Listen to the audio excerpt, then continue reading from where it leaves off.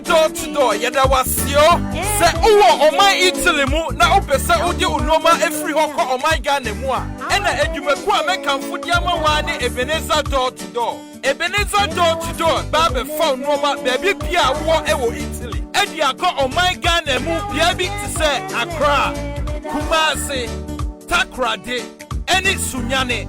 Se uwo Italy hwan so na opese udi unoma free ho eba ohima krom mitre UK. Anase se usa wo Italy na opese udi unoma free ho eko eye Europe baby bia uka. Ena trumika ne fani ina betan Ebenezer door to door.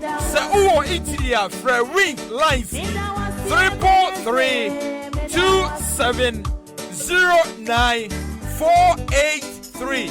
Anase 327330824. Se uwo UK so a friend number yi 078420412. Ebenezer door to door. Ye dawase.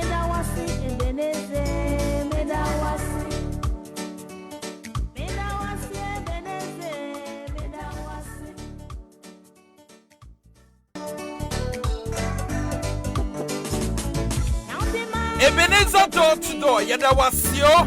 Se uwo oma Italy mu na opese udi unoma every hoko oma Ghana mu a. Ena edwumaku a mekamfo diama wane Ebenezer door to door.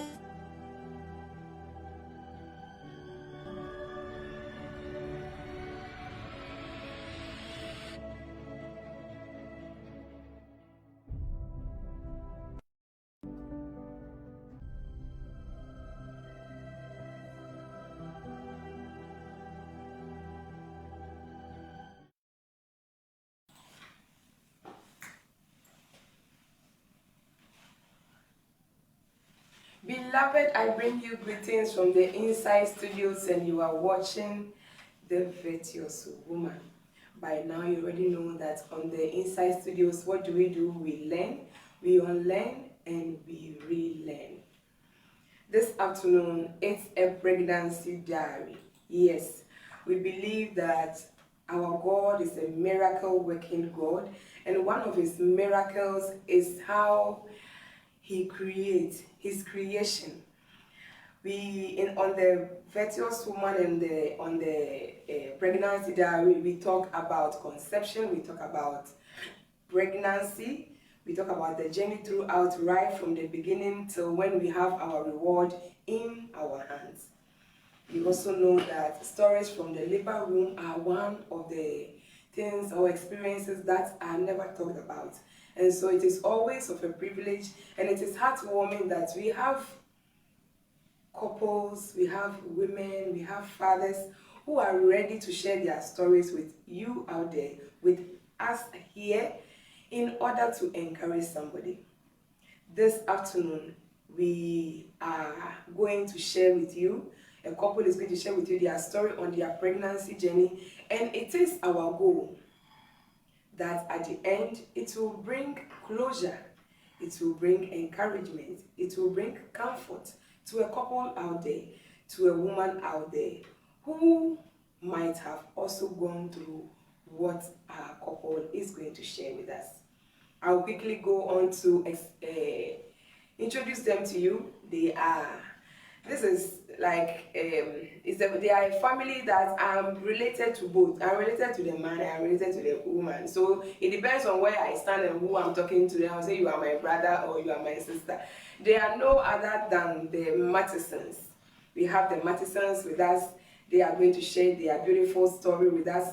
We believe that everyone is going to benefit. And so Mr. and Mrs. Mattison, you are welcome to the Inside Studios. Thank you. As I said, they are a couple. They have been with us. Mrs. Mattison has been with us on the Inside Studios to share on parenting. What are some of the side effects, or what the impact of the COVID on our children? So she has been on the program before, but today she's here with the better half. They are going to share their marriage experience with us. They are going to share their pregnancy journey with us. And so, Mr. and Mrs. Mattison, I would like you to share with our viewers a little about you, how you met. Let's get to know you. I don't know who is going to start with us. If Mr. Madison will say ladies first, or this time will say, oh no, women are better at doing it, so let's mommy start. Okay. My name is Henrietta Mattison, and I'm a married woman with 3 kids. Mr. Mattison. Okay, first of all, I would love to salute your viewers. Thank you very much for inviting us to this program. I'm also Mr. Prince Mattison. I have a wife with 3 kids. Wow, a wife with 3 kids. And then I will want to know how did this coming together happen right from the beginning? How did you two meet? Where did it all start from? Okay, I'll take this one. Okay. I think it all started in school. We met in school. Divine connection. Yeah. when we were in as a tertiary sector, I met her in the school. I was then doing, both of us went to IPS, Institute of Professional Studies. And I think that was where I met her. When the first year students were rolled in, I was going to lectures. Then she was in first year and I was in second year. So I saw her from the back. She was talking to a friend. So I was coming and I saw her. She has turned her back to me. So as soon as I saw her, something really jumped in me. Hey! That was the first time. So what I did was, I passed by and I greeted them. By then I've not seen her face. So when I greeted them, I said, already the light was there. Because the light was from the back. I saw the back first and I went. I was excited throughout that very day. Actually, I didn't know what really went on, but I was excited. As soon as I got home, after lectures, as soon as I got home, I told my mom. That was the first time that I told my mom that, Mom, look, I've had someone that I would love to be with. Wow. She was a little bit surprised because, you know, African women, we normally don't. You don't go to your mom with that issue. So she was like, are you really sure of what you are saying? I said, yes, Mom, I'm sure. She said, okay, I'll bring her home so that I can examine her. Then I've not spoken to her. That was exactly what happened. Then I've not spoken to her. Hey! So I started going to lectures. I started going to lectures 30 minutes before the time so that I can maybe see her. So what happened was like, anytime at all I would see her on campus and I greeted her, she just moved away. I believe that. She was that close type, you know. She was that very close type, like one of my daughters, Pelagia. If you're not getting close to her, you might think she's timid or something. But as soon as you get to her, you see she's really sweet. Yeah. So I was like, but why is it that anytime at all, I just greet you, you walk away? I said, okay, if the plan A is not working, let me move to plan B. So I knew one of her closest friends on campus there. So I said, why not making friends with this girl? Friends. Yeah. So that anytime at all that I'll see both of them, I can stop them, talk to them, and know her better. And so that one was not working as well. As soon as I see them, stop them, start talking to the friend, you see her walk that way. So gradually, we got to know ourselves. Yeah. I talked to her and I waited, we became friends. I waited for about, I think, 4 or 5 months and I told her that, oh, I liked you, I'm interested in you. And you know, ladies with their waiting. Let me just pray and see what God will say. And that took me 9 months. For the acceptance.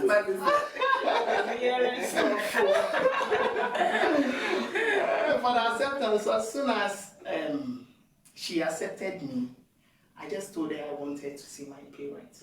Just straight ahead. The very day she told me, look, I've accepted what you said and you know, God have confirmed and so on and so forth. That one I remember. Sorry for coming. I remember when I told him.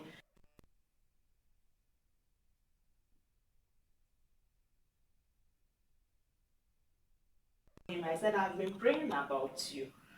And I've been praying about you, and God has confirmed. So when did the praying start? Because no, immediately when he was still waiting, I was also praying about it, and then in fact God confirmed it.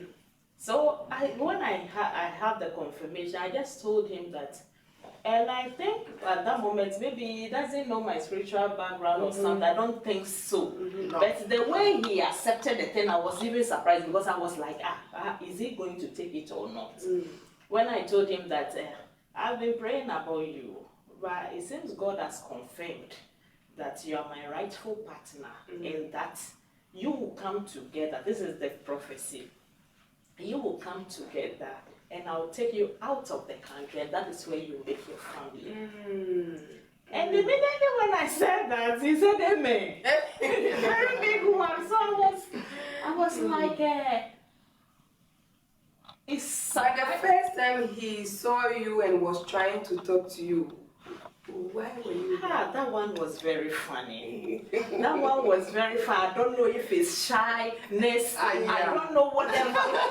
First time he said he was greeting me, I stretched the hands and this guy started squeezing my hand like this. And I was like, you've seen somebody that you want to, because I haven't talked to him before.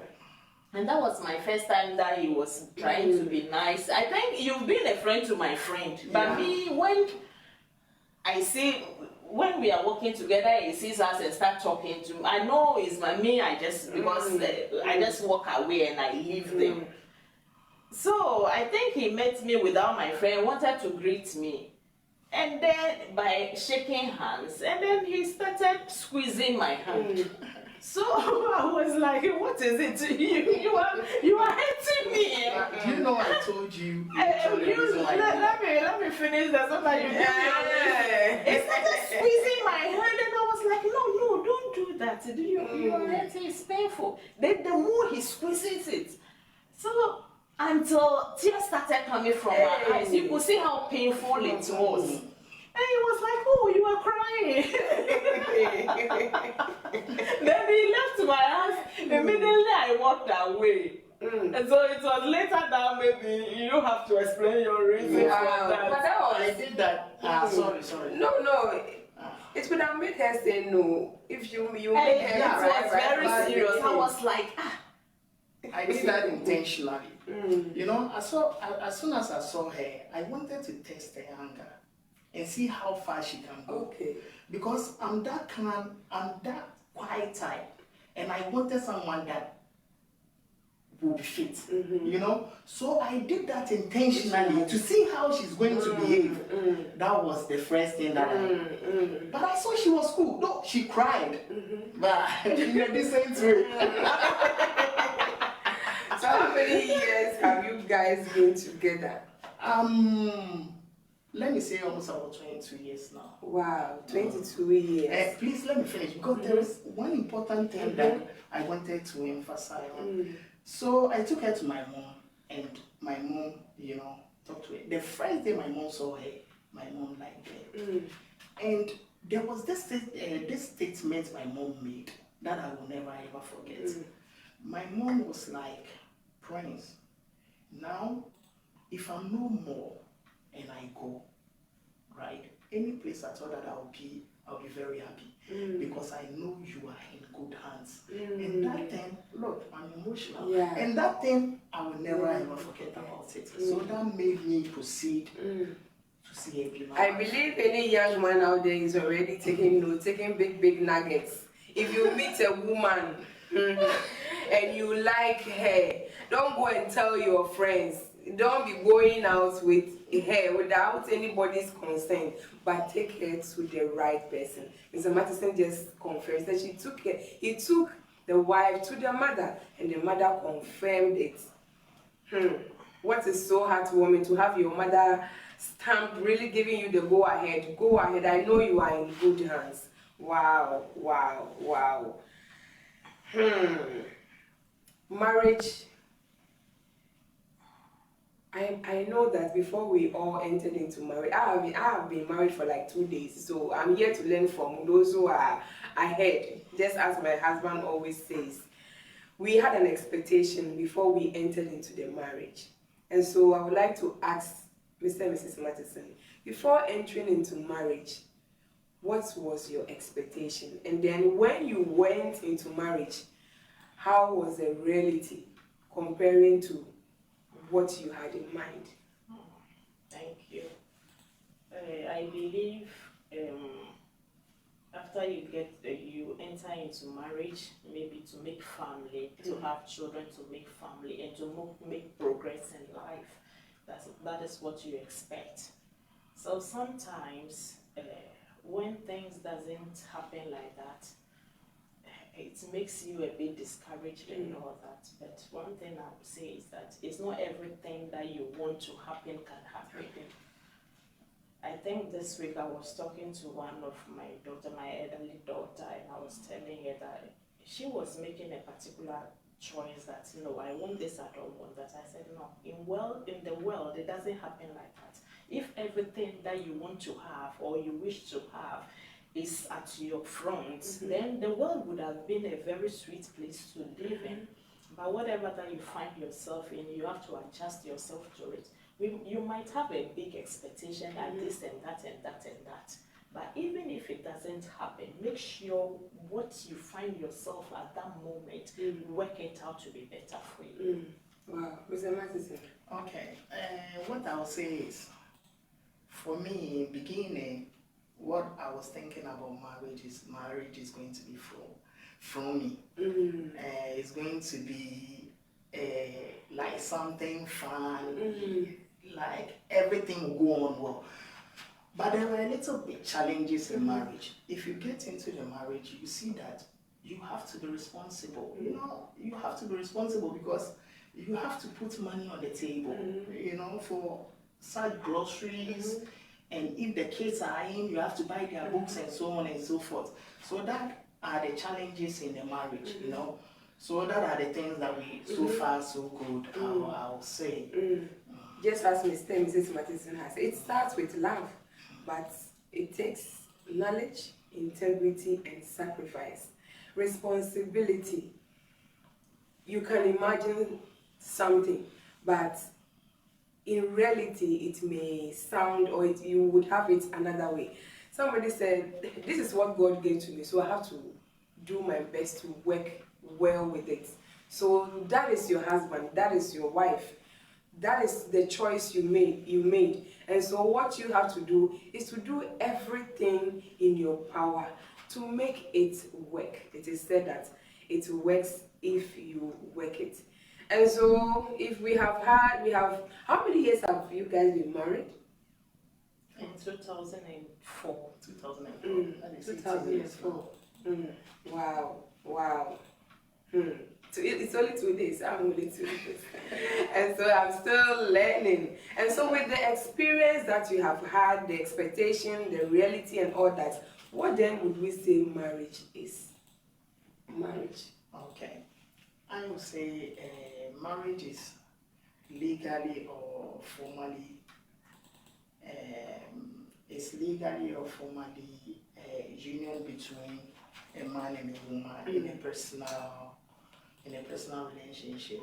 But marriage takes, like you said, marriage takes a little bit of work. You have to work it out because it doesn't come on a silver platter. Marriage takes works, love, and also respect.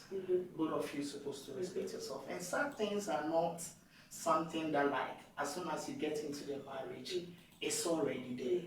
So both spouses supposed to work on themselves to come to the power line. Wow. Marriage. Okay. I will also say that it's an intimate union between a man and a woman. And in another way, I would say that it's a world on its own. I see young people preparing to get married, and they were so excited. They are so much particular about the type of dress they will wear, the type of shoes, the decorations that will go on. They become so excited. But I just look at them and I say, wow, beyond this beauty that you see, it's a lot, a world that you must understand. And I think I was talking to somebody and I said, in back home, when you are doing wedding, they say, don't do. Don't do is not do. It's you don't know. You don't know. You don't know where you are getting yourself. You don't have yourself anymore. You have a lot of responsibilities. So it comes with a challenge. It comes with commitment. It comes with responsibility. And at the end of the day, when children also comes in, it becomes another thing altogether. Whatever that you do, you make sure it's not only for your own interest, but for the interest of the family. So you don't have the choice for yourself anymore when you were like a single person, and you will be like, today I want to do this, or today I want to do that. You don't have that freedom anymore. You have to make sure you put everything on plate to be discussed and to be of a benefit for everyone before you take that step. That is how it is. And one thing I've also noticed is that the more it goes on, the more challenges comes. You know, every stage in marriage with its challenge. Sometimes I will be like, there are certain things that I heard before, that I haven't smelled it before. I have heard it already, that I have not smelled, I haven't experienced it. But as time goes on, you see it. So it's a challenge, each stage with its challenge. Before you cross the next one, it comes to the next one. It's like a battlefield. And marriage is so important for God that the enemy also tries to interfere. And because whatever that God is interested, the enemy also is interested. So the marriage grounds becomes like a battlefield. In as God is doing his own, the enemy also is trying his own. That is why you have to stand firm and know what to do at the rightful time. You have to stand firm and know when he comes with his schemes and how to solve them. It's very, very, very, very important. And so if you have to advise a young lady out there who is about to take that step, or is already some few weeks or some few months in marriage, what would you say to that young lady? That is very, very important. But there's only one thing that you have to consider: God's consent, God's approval. He will not take you to a place that his grace will not be there to sustain you. When you take God first in what you are doing, when challenges comes, because that one it will come, it will definitely come. As I said earlier on, marriage is a battleground. You might think that is why I said it earlier on. You are so much particular about the type of dress but that is not it at all. You are entering into another world altogether that you're going to face a lot. So you have to act, you have to know, you have to have God's approval. And when you have God's approval, when challenges comes or when the enemy strikes, his grace is there to sustain you. He is there to support you. It is very, very important. But if you enter into it without God's, like you do what you want, or I like this type, or this is what I want, or this is what I want. So you just go in for that without knowing God's mind concerning it. At the end of the day, there will not be any grace there for you there will not be any grace there to support you. Many years ago, I watched a particular film, and this lady was a great singer, a great minister of God. That this lady sings powerfully before ministers mount to preach, pulpit to preach. And this lady has been a blessing to many ministers. She ministers very powerfully. And now here comes a man who wanted to marry her. As powerful as she was so carried away and couldn't even pray about it. But saw the seriousness of the man and the comportment and appearance, but it's not always about physical appearance. It's not. But she did not enter into spiritual realm to know the position and understand certain things. She was just carried away and then went on. Now they got married and everything. After a few months, that has been her job. She is a great minister. Now she has to go and do her job. Sometimes she might have a very big program and the man will be like, you are not going. You are not going. So the woman became so desperate and decided to do a 40 days dry fasting to seek the face of God. And God, what is going on? My ministry is shaking. My ministry is collapsing. She did it, and I think the last day she cried. She cried and prayed. And on the floor as she lied, she fell asleep. Like she was sitting beside a river or something, and a man with a white cloak was passing and was like, what is wrong with you? She said, I have been a great minister. That has been my passion. I love to do that. I love to bless people with my song. But this is the man that I married, and he just wants to break my ministry. He said, oh yes. You were so carried away that when it got to that point, you did not ask my mind concerning it. Now you are crying. Have you seen the big mistake that you have done? Then he said, please, so what can I do? I said, it's too late. Because you never got me involved. And then walked away. And that has been a very great lesson to the young ones out there. God's approval is the final approval. And it is very important in a decision like that. Amen. Amen. God gives us the will for us to choose. But you need to seek his approval once you have chosen. That is what Mrs. Matheson is trying to tell us. And then the most important thing she's trying to tell us is that don't put away the God factor. God is very, very interested in the first institution, one of the institutions that he made in the Garden of Eden. Of course, the first relationship was his relationship with Adam, and then he brought Eve to Adam, and he had a relationship with them. And so it is something that God is really interested. If you take it to him, he will help you through. So don't take away the God factor. Mr. Matheson, if you are to advise a young man out there who is about to get married, what would you tell that person? Okay. First and foremost, you have to be a heading. Spiritually, heading is leadership. You have to learn how to lead, because as soon as you get into a marriage, that means you're going to lead a family. So you have to be careful and learn how to lead. And also, you have to fear God. Because if you fear God, you can direct your family at the right path, right? Then the second thing I'll say too is you have to work yourself out to save some money, because you cannot go into a marriage without money. There are a lot of responsibilities, as I said at first. Yeah, you have to work yourself. You can't belittle money, the importance of money in marriage, right? Try to put something down, because you're going to take care of a wife. If a kid comes in, you're going to take care of the kids, you make the groceries, bills, and so on and so forth. Okay. Then I think I'll talk about character too. Character is the most important thing. How to develop our characters.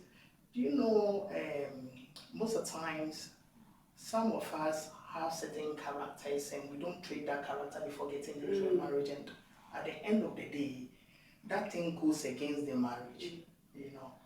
So try to put yourself together. Know the character that you have to portray when you enter into a marriage. Some of the characters that are not good in our lives that we have to treat well. You know, some of the men are very stingy. Some of them think about themselves alone. All these kind of characters, you have to try as much as you can to drop it before getting into a marriage.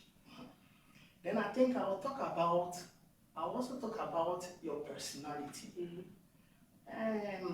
For a man, you have to look good. Because, you know, our women, each and every woman is proud of his man. So you can't just go in with a odor and so on and so forth, you know. You know, some of the men, you have to get rid of that odor.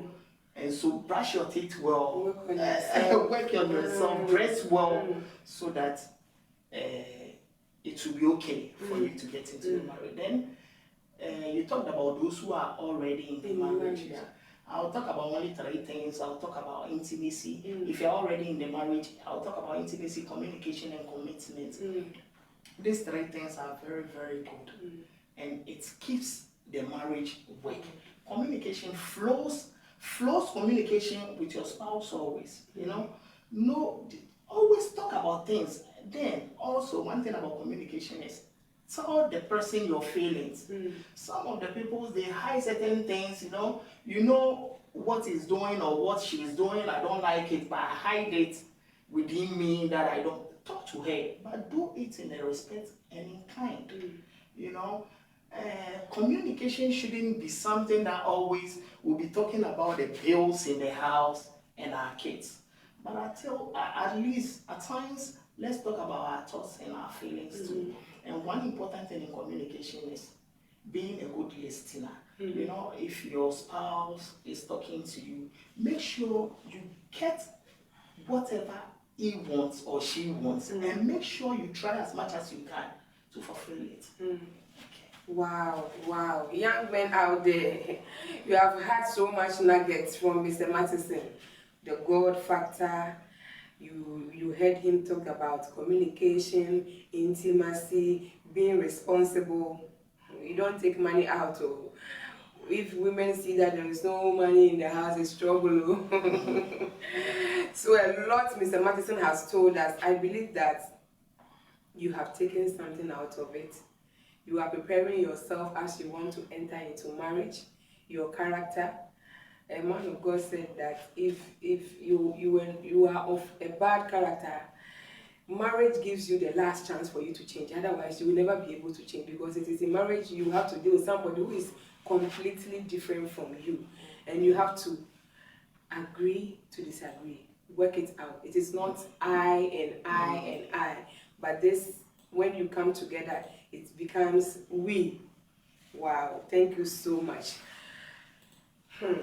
We are going to talk about your pregnancy journey. I believe that as a couple, you came together, and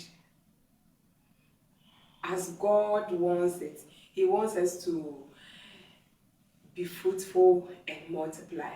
And so, coming from where we are coming from, when you get married, fortunately and unfortunately, everybody around you, loved ones around you, desires that you would get pregnant. You yourself might also desire that you would get pregnant. And so I would ask Mr. Mattison, how was first pregnancy news?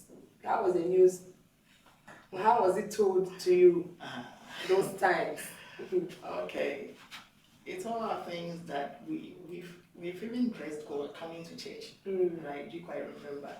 We are coming to church and she said she's not hearing the baby. So I was like, okay, let's go to church, then after church service we'll see what we do. She said, no, Prince, I'm not feeling well. So I said, okay, then let's pass through the hospital. No, but the first pregnancy, how did she tell you that she's pregnant? Sorry. Okay. You know, that was our first one.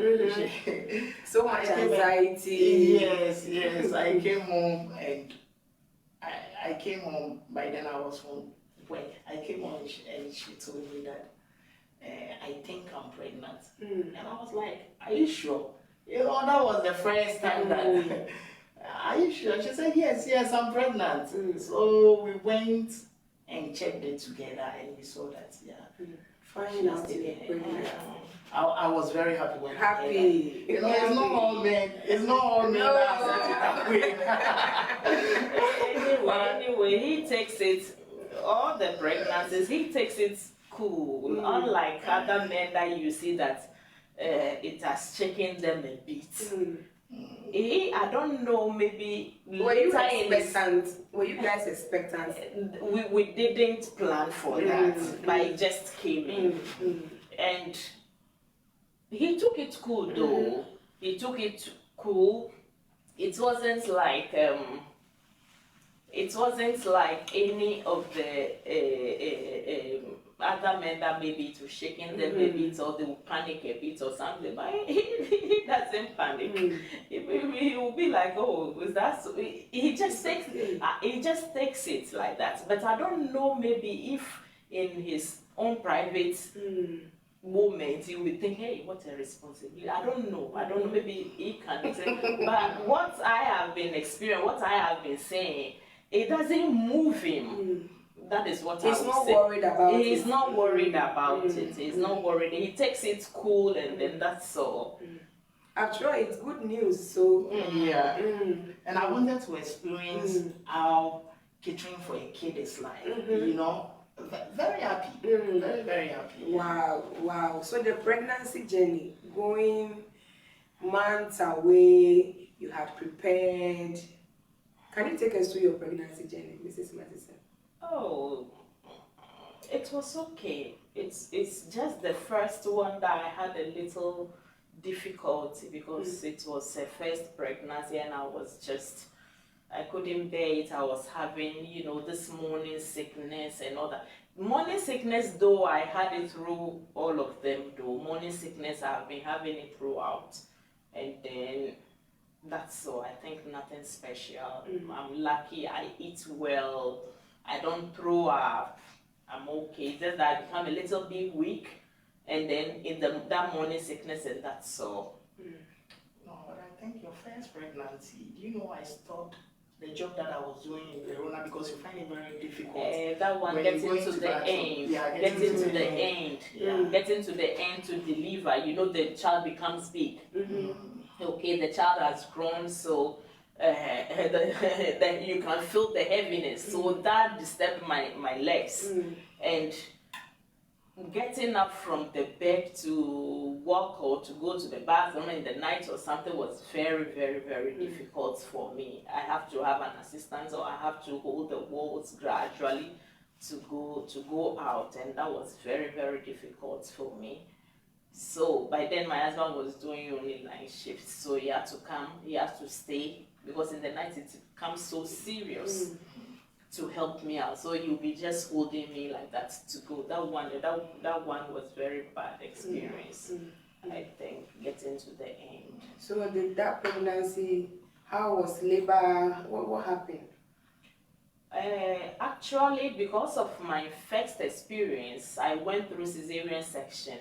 So I don't go through. I just experience contraction and that's all. But I don't go through laboring because before contraction and everything starts, they just book an appointment for you for cesarean section.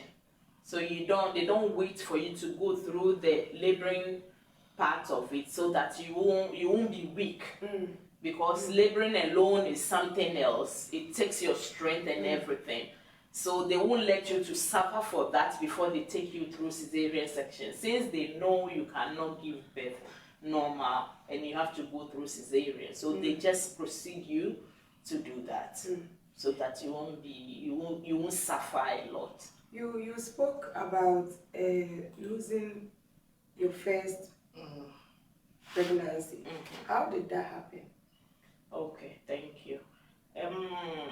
I think I was left with 2 months to give birth, right?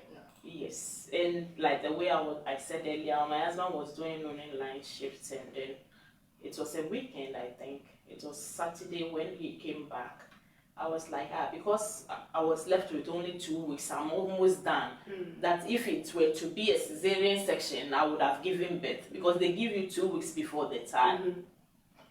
So you see, when they are grown like that, the movement becomes much. So I couldn't get the movement, and I was throughout the night because I feel very uncomfortable with the movement. So but that very day I was so relaxed sleeping. I was like, when he came back, I was like, oh no, I did not see any movement today. And I said, oh, is that so? Maybe he's sleeping or something. So, but throughout that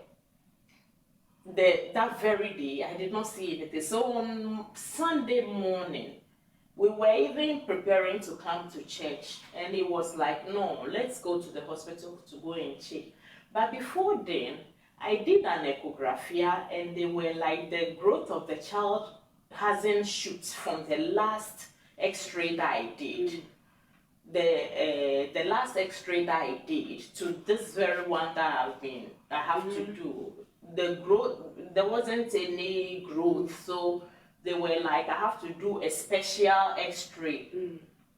That we booked an appointment for an emergency X-ray, and then we did that one. They said, okay, there has been a very little difference, so let's hope that your next X-ray, something will come out. And then I think we did that that special X-ray. It was something emergency that we did, and I think 1 week later that I had this experience. So on Sunday, it was Sunday, we have even prepared to come to church, and we decided to pass to emergency before coming. Here we call it pronto socorro. So we said, oh, no, let us pass through that place and then do a little check before. So when we went there, they controlled everything. They did, you know, when you are pregnant and you go to that emergency, the first thing they will do is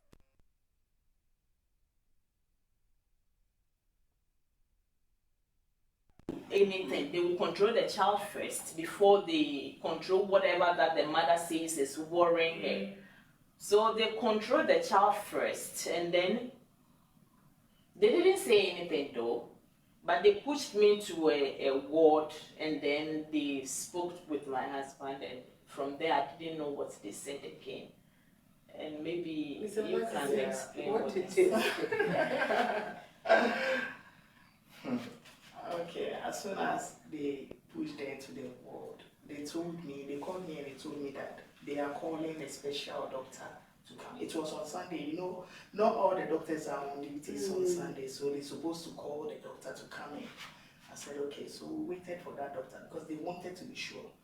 I think by then they've seen the baby is dead, but they wanted a special doctor to confirm it. So the doctor came in. The doctor came and controlled her and so on and so forth. Then the doctor told me to come to his office. I said, okay. I went to the office. When I went, the doctor started from, you know, we are very sorry to tell you this and so on and so forth. And I said, I was a little bit confused because tell me what is happening. Said, you guys are very lucky. If you didn't come in earlier, you could have lost the baby and your wife at the same time. I was like, immediately, I got a running stomach. He didn't even finish talking. I rushed to the bathroom and I came back. When I came, he said, okay, so how the thing is, they're supposed to give her a forced labor. So he now told me that, go and tell your wife. This is. I went to her, I didn't know how to tell her. You know, because even me, the man, I wasn't able to stand it. So how can I break this news to this woman? I was talking to them, she was then asking me, please, what did they say? I said, oh, wait. The doctor said you see me later on, this and that. But at the end of the day, I told them. Then you will go to the bathroom. Then I'll go. And come back. I went almost about 4 or 5 times, right? Yeah. When I was suspecting something. I was suspect because the way everybody is doing, I was like, what is going on? So at a point in time, I became panicked. I was like, what is it? What is it? And the way, then he would do his stomach like this, his tummy like this, then he would you go to the bathroom, then you come and then you walk. The whole thing was so, at that point, I started suspecting something. At that point, I started if I say that I did not suspect anything, then it's a lie. I started suspecting something because the way the person that I came with has become a different person altogether. And the way the doctors were talking, and they were like, they felt very sorry for us.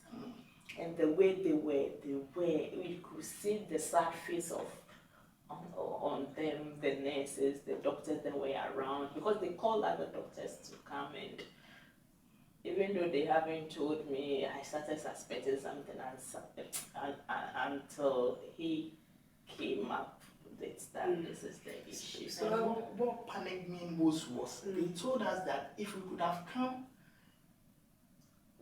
they said an hour later, I could have lost both of them. So I was really panicked. Yeah, I was really panicked. Wow. But thanks be to God, she was saved. No, we lost the baby. Yeah. Pregnancy journey, with all that you have to go through, one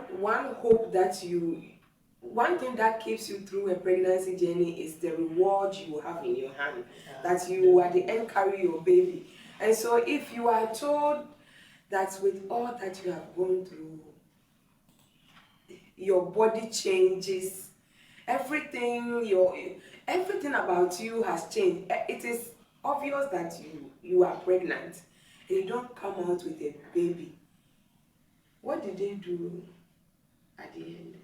Like the way I was saying, they felt very, very sad for me, and really, we had fever. Both the doctors, the nurses, and they wanted to help me. They were like, you have come through this far and you have lost it. We won't let you to suffer. What we will do is that we will give you forced labor, and even with the forced labor, we will give you, forced labor is very, very painful. They said we will not let you go through that pain. We will give you something that will relieve you from the pain. So they gave me spinal epidural. Anesthesia. No, anesthesia. When you are because ready you for don't the have operation. contraction, so you don't. I don't know which one. I don't know. Epidural is when you have contractions, so they want to use the epidural, then that one. But this one, baby is not moving anymore. Nothing. So, but they make sure I did not feel the pain of the forced labor, and I was just there with the drips, with everything. Then they will see whether it's coming down. They will come and do it again. They will come and do it again for I think 12 hours. 12 hours. Yes. They saw that it wasn't working. They did all they could. They saw that it wasn't working, so they were like, we are very, very sorry. I think because if we leave you for like 30 minutes again, your system will become so infectious. So we need to push you to 12 hours. Yes. Yeah, 12 hours. I don't know how it will feel like. You already know the baby is no more. And to carry it for 12 hours. Yes, and even with that, they really helped me not to feel the pain. It reduces the pain a bit, but I felt little, and I don't know, that 12 hours, before they were pushing me to theater, I was very weak. I have suffered a lot. I have suffered a lot, and then at the end of the day, they said they still have to do it because they were having pity on me. They were like, you have lost the baby, now that we want to cut you. They felt it's not right. So they wanted to help me out. But that one also didn't work out. So they have no option. They have to save my life too. Because it got to a time I wasn't even thinking about the lost anymore because no matter what, it has gone. You understand, and there's nothing that you can do. So, like I say, like people will say,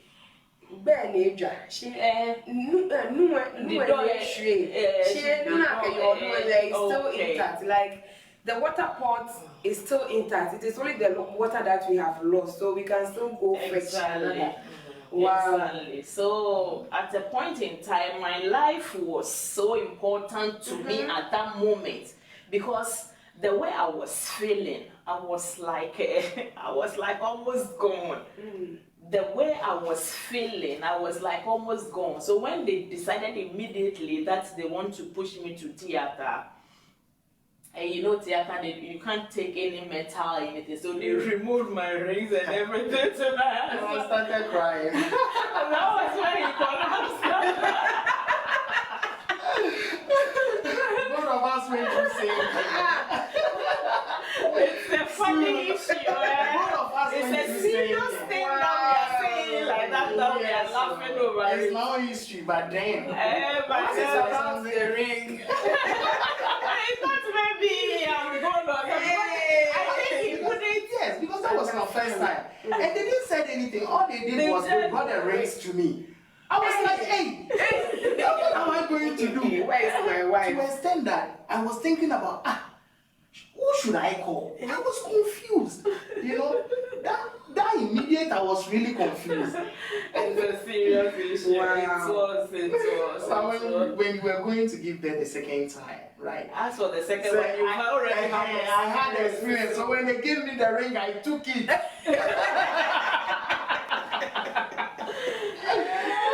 Wow. I believe that.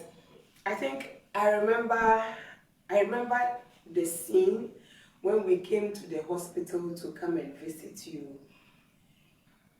But you know, he who feels it knows it. I believe loved ones comforted you. Loved ones gave you some warm wishes and all that, try to make you happy as much as possible. I don't know what you were feeling at that moment. Were the comfort and the words and everything given to you able to make you, was it able to take away some kind of pain? I believe we will never be able to understand what you were going through at that point because you had experienced it. People might have comments. Some people, I heard somebody who had a loss and her comments was like, some of the comments were not sinking okay for me, and it is better you don't even say anything. But how was the condolences that were coming to you? How did it affect your life? To me, I did not see any of them to be negative. All of them was a blessing for me. Each and every one, even the nurses at the hospital, the doctors, they were so good and kind to us. They kept on comforting me. Anytime at all they come to give me injections, anytime at all they have to attend to me, they give me good words and hope that I shouldn't worry. I can have many as I want. Important that I'm stable. Important that I'm in good health now. Important that I'm recovering. This is the most important thing. And others. In some places in Europe, I've heard like somebody had lost a child, and you know, Western world, they would not want you to completely forget about this baby. They feel it is still part of you. They might want you to give it a name, so there will be a birth certificate, death certificate. Not like our place where we are coming from, they might not even take into consideration all those things. They just put the baby in a plastic and then say, go and bury it. Do you know how it was taken care of? Yes. They made us give the baby name. Yeah, we did same. To the cemetery and everything. They did that. They Wow. did that. They did everything. The name. They did everything. Did you necessary. get to see your baby? I couldn't. I couldn't because they asked that they wanted us to, but we said no, we can't. Wow. I think it is. I don't know how it feel. But I had somebody who said, my baby was given to me in my bed, and they had to lay that baby beside me for hours, like Europe, not our here. No, She requested for. No. they should have asked No, her. they should have asked her. They asked us, but I couldn't go. We said through. no. We said no. We don't want to. We said no. Wow. So I was wondering that is it the same here in Italy? Like, would they place the baby around you? Okay, in our African, they will tell you, see, it's gone. Just forget about it. Another one will come. There is even a myth that says that you need to forget about that baby as soon as possible. Otherwise, it will delay the coming of other. Yeah. We even had some fathers and mothers who talked to us in that manner, that you know our tradition, and that, so they were like, that is the saying, so this is how you have to work it out and all that. Yes, we heard of it. But I think they should have asked her because, like the way you say, they asked that, but we said no. We said no, we couldn't bear it, so we said no. So they didn't, no, at all. Not even a photo, no. They took photos of the baby. They were bringing baby documents, even posted to the house and all that, like a picture for you to have memory of your child that you have lost. Some of theirs are to the extreme, but I think it's all good. Yes, exactly. It's all good. Maybe because you have the chance to say I want it or I don't like it, it's okay. They asked Then us you about make our opinion and we were able to express ourselves. I know by now, like by that time, you guys have prepared baby coming That is what I home, was about to say. baby coming home and all that. While she was at the hospital, what? I didn't took it easy like she was saying, because I quite remember it got to a time that she called my mom and told my mom that, do you know something, please talk to your son, because the way your son is crying here is even more than mine. Because I supposed to comfort her, and I was, though, like how you asked her whether the condolences, how did she, you will hear it, they will come, they will talk to you, do you know something? Don't worry, everything will be okay.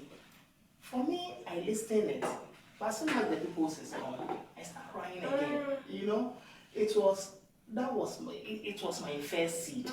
And I think I prepared the court 3 months.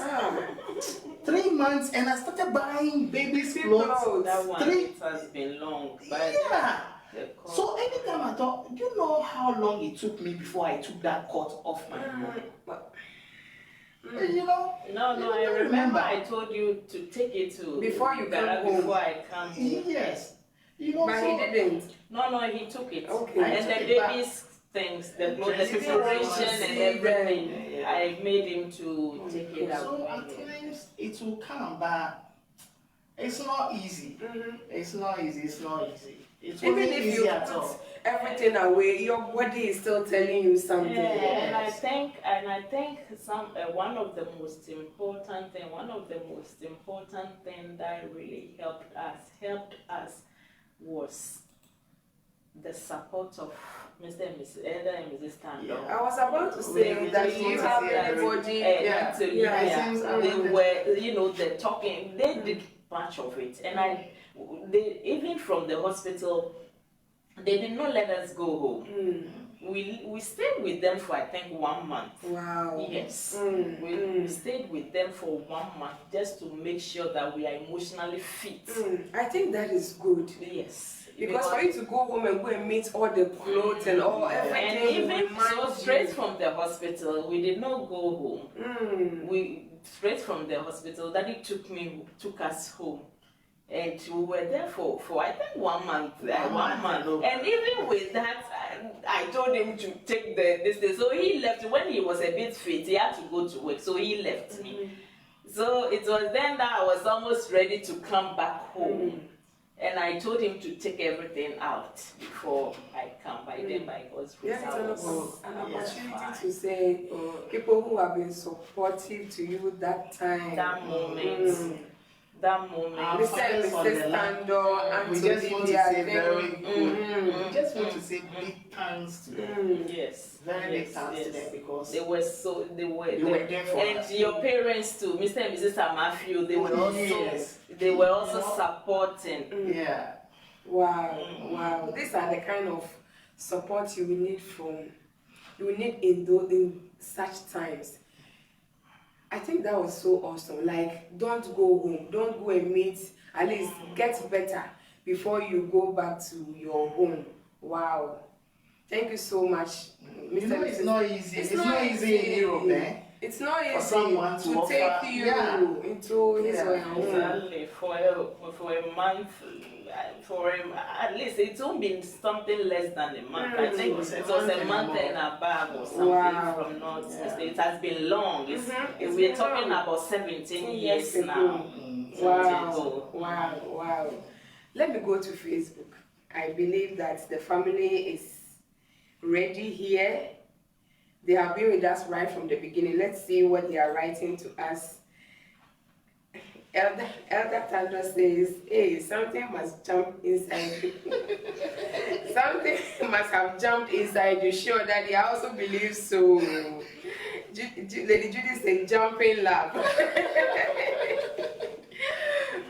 Jasmine says, chai. Mark no says, She can't say what it is, so she only said, Elder Tandra says, be sure you tell it all. Wow, yes, Daddy, they are saying it all. Mrs. Kenny says, wow, the waiting period. Yes, so the waiting period. Matano says, yes, we are, yes, not to take anything for granted. Yes. Yes. Squeezing of hands service. Hey, Mrs. Kenny says, squeezing of hands service. Wow. That is very, I don't know, but his reason for doing that is very, very important. He wanted to test the anger of Mrs. Matheson. And with the kind of person that I know, I think she won't even talk because she doesn't like talking at all. Wow. He tested for the anger, whether she will react. Wow. Mrs. Kinney says, testing anger. Bravo, Mr. Matheson. Martha says, hey, Mr. Tester. Hey, your names are macho. I think you have to go and answer to Edda. He says, oh, brains. 22 years of married life, 22 years of knowing each other, and then 18 years of married life. Wow, it's not easy. God has been the center of this marriage. Elder Tana says, what happened after taking her to your mother? Yes, he said it. He said the mother accepted. The mother accepted it. He said, even if she will not be no more, she knows that Mr. Matheson is in good hands. Mr. Skinny says responsibility. Yes, so responsibility. Marriage is a world in their own. Yes, so it's a world on its own. Jasmine is laughing. Mr. Daddy Tano says it needs a lot of sacrifice. Yes, so sacrifice. It's not only about you. So you always look into making the other person happy. And that is sacrificing. We have Mrs. Kenny says again, the grace of God. Oh, it's a grace of God. Matano says, any good thing has a challenge. Yes. When we see a ripe pawpaw on the tree, everybody, the flies, everybody will want that ripe pawpaw. So just as Mr. Matheson said, the devil also knows that it is good, and so he will also want to contaminate it. That is why we have to make God the center of our marriage. Jasmine said, bless you, Mrs. Matheson. He said that's the key. We have our mommy, Ma Grace, Mamle Dazdi watching. Thank you so much, mommy. He said, God bless you, Mr. and Mrs. Matteson. Mrs. Kenny says, get God involved. Get God involved. He again says, God's approval is the most important part of your marriage. God's approval. Make God the pivot of your marriage. Daddy Tando says, it's very, very important to seek the mind of God in every way. Not only in marriage, but everything that you do, you need to ask for God's opinion. Matano says, when God is involved, the journey will be smooth. Character is the key, is very important in the marriage life. That is Mrs. Kenin says. He also says intimacy, communication, and respect, as Mr.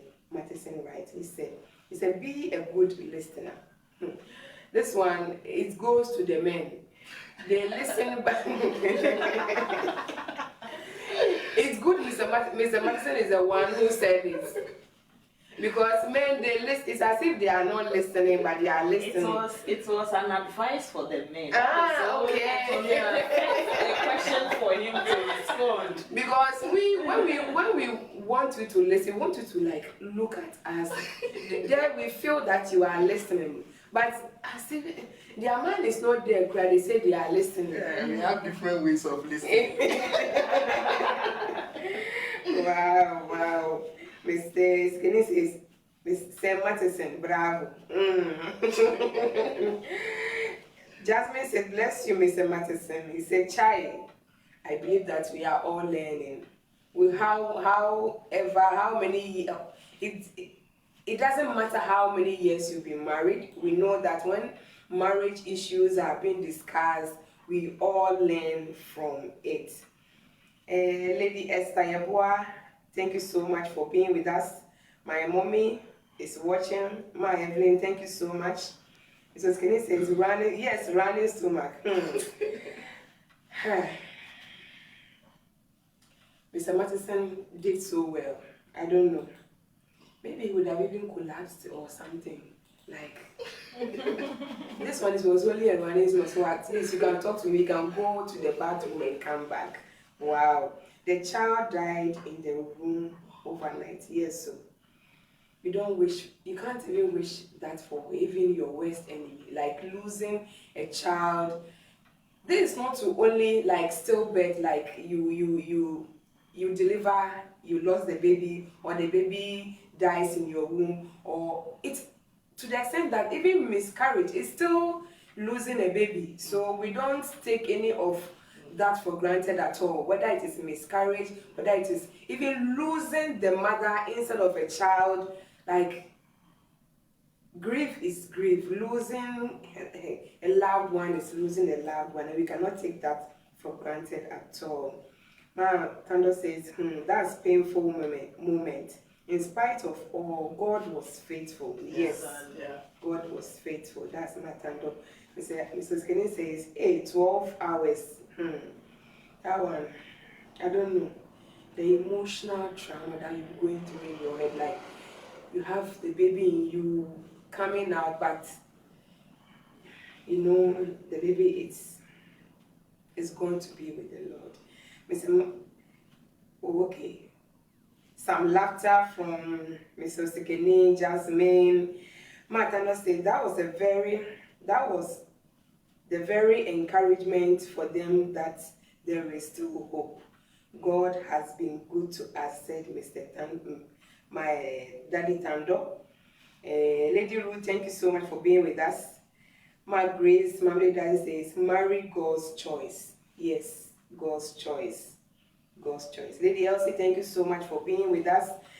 Lady Jasmine says, God bless you, Mr. and Mrs. Tando and Auntie Olivia. Yes, wow. Wow. That is also from the Mattesons. They say that Auntie Olivia, Ma Tando, Mr. Tandos, thank you so much. Mr. and Mrs. Roger James Amafi, thank you also. And all of you will see, everybody was there. Yeah. Everybody was there. Everybody became a support and showed their love to us. Yes. We know we are not today, let's say people grieve differently. Like some of the times, I for instance, when I see some processes of mourning or the ways people mourn, I tend to ask questions. But you know, it is not everything that you can really have answers to. But I know this was a great loss for you because first of all, it was your first fruit. Yeah. How were you guys able to navigate through like mourning and your restoration? Maybe somebody out there would like to have this kind of comfort, this kind of encouragement to know what to do in such times. Apart from all that you have said, that they had a great support, a family that was backing them, but like both of you as a couple, how were you able to come out of this moment and then God's restoration into your life? I think we've already said that people advise us, people comfort us a whole lot, but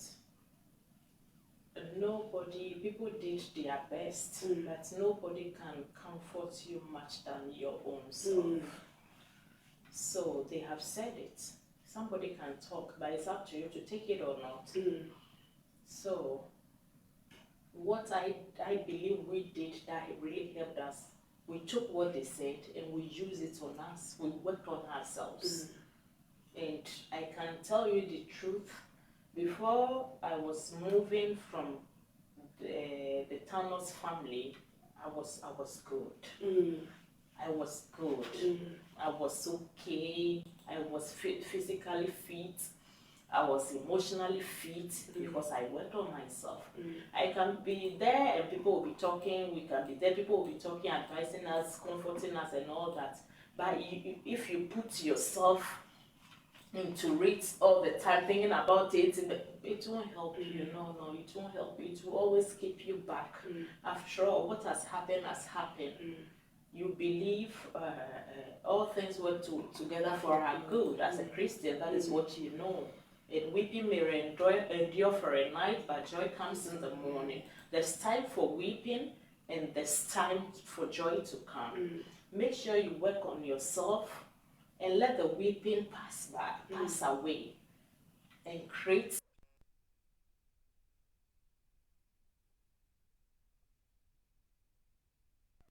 think about the present and the future, and let the past be erased.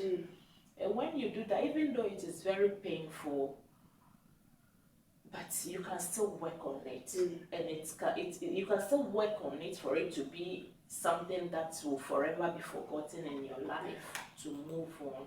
And I believe when you do that,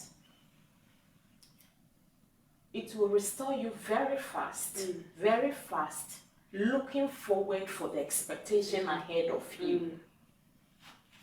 Because like the way I was saying, before I came back home, I was completely restored. So because of that, I became pregnant immediately. Hey, Mr. Martinson. Yes. Take us through. I was restored. It was like the pain went off. I was okay. But like the way I'm saying, people out there can show you love, care, and everything, but nobody can do that better than your own self. So you have to work on yourself and expect what is ahead of you in the future. Just as you mentioned, all was going down to the word of God, like weeping may endure, but joy comes in the morning, which means the word helps you so much. Exactly. That is what we must do. The word is there to give us strength when we are broken. And you just meditate on it to give you strength to move on. And that was what really helped us. Mr. Martinson, you just said, Mrs. Martinson just said, then it happened again. So how long did it take you to get over it? Yeah, no, okay, overrate and then restoration. Okay. Okay, I think, as I told you at first, I was then crying, and my wife called my mom and called Elder Tano as well. So Elder Tano once invited me and sat me down. He told me that, look, Prince, what has happened. And most of the times, if you mourn like this, it's even difficult for your wife to take in sick. There are so many people that sad tellers happen to them. So get on your feet and try to expect. So that really encouraged me. I said, okay, what is gone is gone. We have to prepare for. So as she said, when she came, I think within 3-5 months, she took in another. And that is how God works. Wow. There is one thing we always say here on the Inside Studios when we are talking about marriage, that if you are a wife, you have to, one thing that you have to know, we know men are the head, their ego is so much important to them. But in the life of your partner, there should be somebody you know that if you go to, for that person to call your husband to talk to, you are so sure he will listen to. This is very, very important. That is what Mr. Masterson just said. He said the wife had to call the mom and called Elder Tando. So they had a man-to-man talk. And Mr. Masterson, he took what Elder told him. And so, if you are about to enter into marriage, these are some of the things that you need to consider. Is your husband to be, does he have somebody in his life that you can say, when I have done all that, and I'm not able to let him or to help him into listening to me, who do you go to? Who do you talk to? Who can your man listen to? And just as Mr. Matheson has said, he had a man-to-man talk with Elder Tando, and that helped him so much. Wow. And God, with that, God also restored them fast. Today, they have how many kids? 3. Wow. They've been restored. They have 3 kids. 3 kids. And we bless. But should I say 3 kids and still counting? And the most important thing too is that God restored us with a boy. You know, we lost a boy. Okay. And we were restored with a boy too. So that was so. That was so. Wow. We were very happy. Very happy. So meanwhile, the things that I bought wasn't wasted. They never went wasted. Maybe it would have been a girl that still thought, oh, okay. Maybe another shopping. Yeah. Or maybe throughout the pregnancy you had in your mind you were expecting a boy, and then yeah. Wow. We thank God. That is so good. Let's go the last time on the comments. All too soon, our time is already, and so it's already up, and so let's.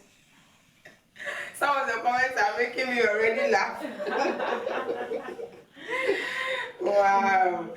We have Lady Elsie says, I remember, if it feels like it was just a few years ago. Yes, so it's that God has been faithful. That is Lady Elsie for you. We have our mommy, our Lady Joyce Ansa watching. Thank you so much.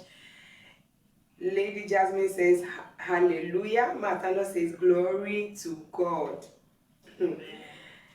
Hey, Matano says, fast shooter, please. Lady Elsie says, subito, Mr. Matheson.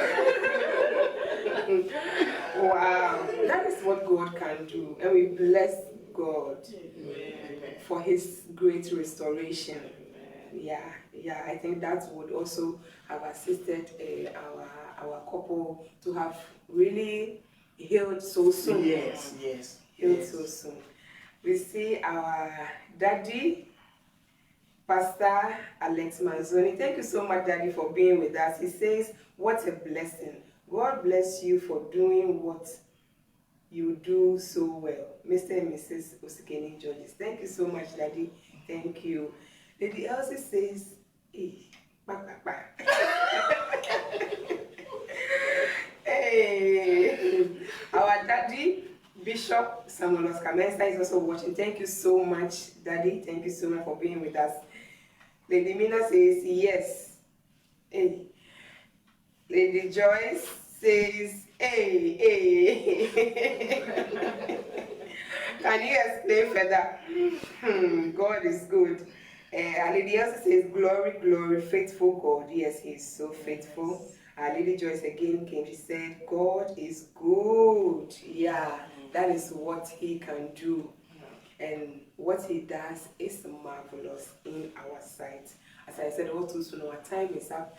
And we are so much grateful for the Mattisons for sharing their beautiful story. We know that a life has been imparted. If you are a couple, a woman, a mother out there, and you have gone through any form of loss, whether a stillbirth, a miscarriage, you have lost a loved one, we believe that your life has been imparted. You have been encouraged.